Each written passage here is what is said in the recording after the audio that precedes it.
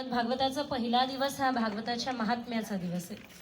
भागवताच्या 7 दिवसांचं जर का अध्ययन केलं तर पहिला दिवस महात्म्याचा, महत्वाचा. कारण एखाद्या गोष्टीचं महत्व जोपर्यंत कळत नाही ना तोपर्यंत मात्र आपलं त्यावर प्रेमच निर्माण होत नाही. पैशावर प्रेम करतो ना, होय म्हणत काय आणि नाही म्हणत. खरं खरं सांगा प्रामाणिकपणे.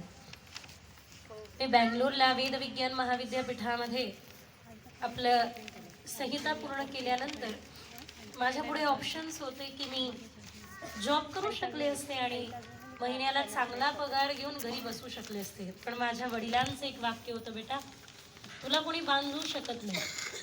आणि सकाळी 8 ते रात्री 8 हा मला आमच्या आईंचे सद्गुरू पारनेरकर महाराज देखील तेच बोलले की बेटा 4 भिंतींचं रक्षण करावं, फक्त एवढं आपलं जीवन मर्यादित नाही, आपल्याला उडण्याकरता उंच आकाश आहे.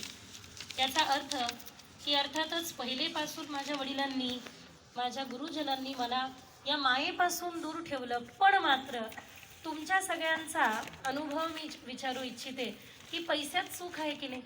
हात वर करा. किती लोकांना वाटतं की पैशात सुख नाही, धनात सुख नाही. हात असं नाही, हात वरती करून सांगा. किती जणांना वाटतं धनात सुख नाही?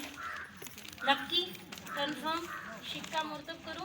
हां, तर मग एक काम करा, एवढी तुम्हाला दुःख देणारी वस्तू तुम्ही का जपून ठेवली आहे तुमच्याजवळ, द्या मला, मी सांभाळून घेईन.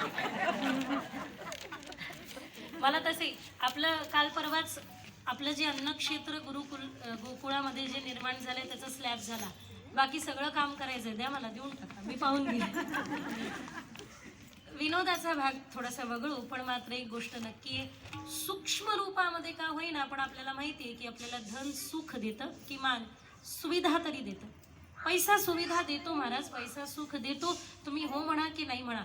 अर्थ धर्मकार्य देखील अर्थाने चालतं. तर पैसा सुख देतो अर्थातच, पण कोणता पैसा सुख देतो हे लक्ष दे. कोणतं धन सुख देतं? हा, मी का बँक मॅनेजरला म्हटलं की वा मजा आहे तुमची, दिवसभर पैशात असता. मला म्हटले नाही ताई, डोकेदुखी आहे.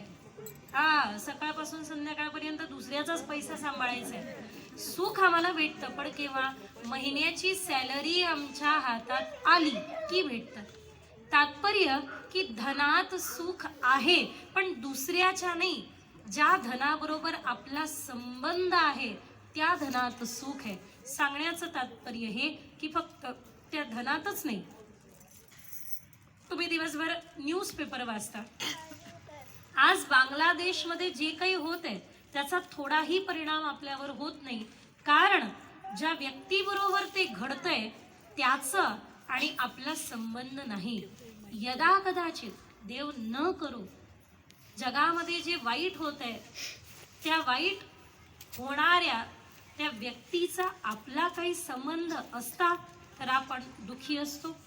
किंवा आपली मुलगी मोठी क्लास 1 ऑफिसर झाली की, किंवा आपला मुलगा मोठ्या बक्कळ पगाराच्या नोकरीला लागला, सरकारी नोकरीला लागला की आपल्याला आनंद होतो. शेजारचा लागल्यानंतर होतो